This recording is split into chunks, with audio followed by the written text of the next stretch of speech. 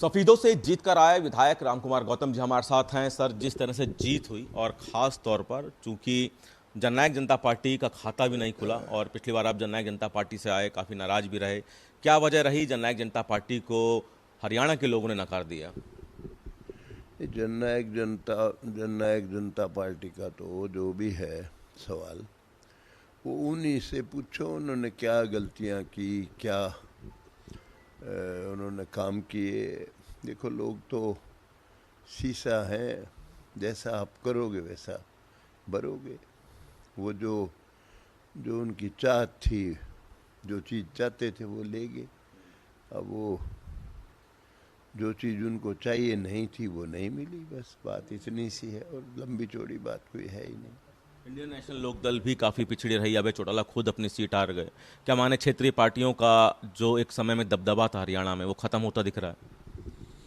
चलो, लोग अब आहिस्ता आहिस्ता समझदार होते जा रहे हैं। फिर भी अब कांग्रेस पार्टी 37 सीट लेगी है। अब लोगों पे प्रभाव था। जिस तरह पिछली बार लोगों ने बीजेपी को 40 सीटें दी, इसलिए दी थी कि 75 पार का बड़ा तगड़ा नारा था, तो लोग नारे में काफ़ी आ गए, इसलिए 40 सीट ले गए। अब की बार यही बड़ा ख़तरनाक नारा था कांग्रेस पार्टी का भी कि वही 24-25 सीट आएंगी बीजेपी की। तो मैं तो उस वक्त भी कहता था भाई 50 सीट ज़रूर आएंगी, मगर बीजेपी सरकार बनाएगी। कोई पूछता था जी क्या कारण है, मैं कहा भाई लोग चाहते हैं अब किसी के साथ पक्षपात ना हो, सबके हक की सरकार बने, किसी के साथ अन्याय ना हो।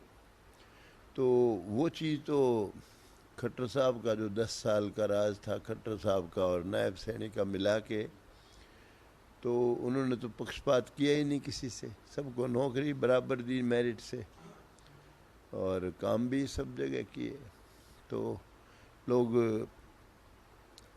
हुड्डा साहब का राज भी देख चुके थे 10 साल का, तो कंपेयर करें, उन्होंने कंपेयर करके उन्होंने ये फैसला दे दिया। लेकिन फिर भी लोगों के दिमाग में प्रभाव था भाई हुकूमत बनेगी, बीजेपी तो बहुत पिछड़ रही है। मेरे अलावा और कोई कहता नहीं था कि हुकूमत बनेगी बीजेपी की, तो क्योंकि मुझे पता था कि भाई लोग इस तरह के राजों से तंग आ चुके हैं। जो पक्षपात वाले राज हैं वो नहीं चाहिए लोगों को। लोगों को ऐसा राज चाहिए जिसमें सबकी ही भागीदारी हो। सर, 17 तारीख को शपथ ग्रहण समारोह है, मुख्यमंत्री शपथ लेंगे, साथ साथ कुछ कैबिनेट के चेहरे भी शपथ लेंगे। आपका नाम भी चर्चाओं में है, स्पीकर के तौर पे सीनियरिटी के हिसाब से आपको दिया जा सकता है। मुझे नहीं पता कुछ भी, मुझे इस बारे में कोई पता नहीं। अगर कोई जिम्मेदारी आपको दी जाती है तो आप उसके लिए कितना? वो अलग बात है। जिम्मेदारी जो भी मुझे मिलेगी वो तो मैं बखूबी निभाऊंगा, अच्छे से अच्छा निभाऊंगा, ईमानदारी से निभाऊंगा, नेक नीति से निभाऊंगा। उसमें तो कोई बात है ही नहीं, क्योंकि मेरे जीवन में करप्शन का कोई है ही नहीं, थोड़ा सा भी कहीं भी कोई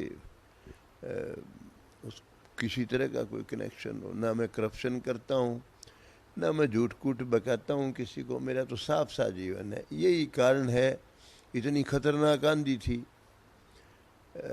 कांग्रेस पार्टी की। जीता हूँ मैं, हालांकि इस जीत से सेटिस्फाइड नहीं हूँ मैं तो चाहता था कम से कम आधी वोट तो मुझे मिले ही मिले, लेकिन फिर भी थोड़ी सी वोट से जीता हूँ मैं। 4037 से टफ कंपटीशन हो गया, क्योंकि आंधी थी उनकी और मेरे मुकाबले वाले बहुत पैसे वाले आदमी थे। मैं तो साधारण सा आदमी हूँ बिल्कुल। मेरे पास तो कोई ऐसा कोई है नहीं, कोई धन दौलत हो कोई।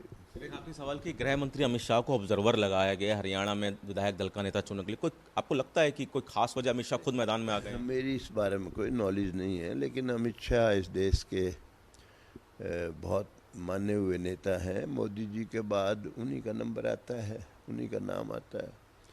तो उनको लगाया है, वो तो पार्टी ने कुछ सोच के ही लगाया होगा।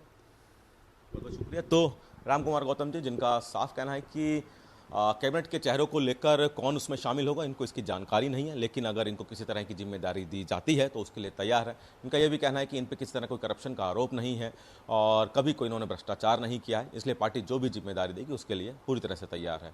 कैमरामैन प्रियदर्शन के साथ दिल्ली से सूर्य समाचार के लिए विनय सिंह।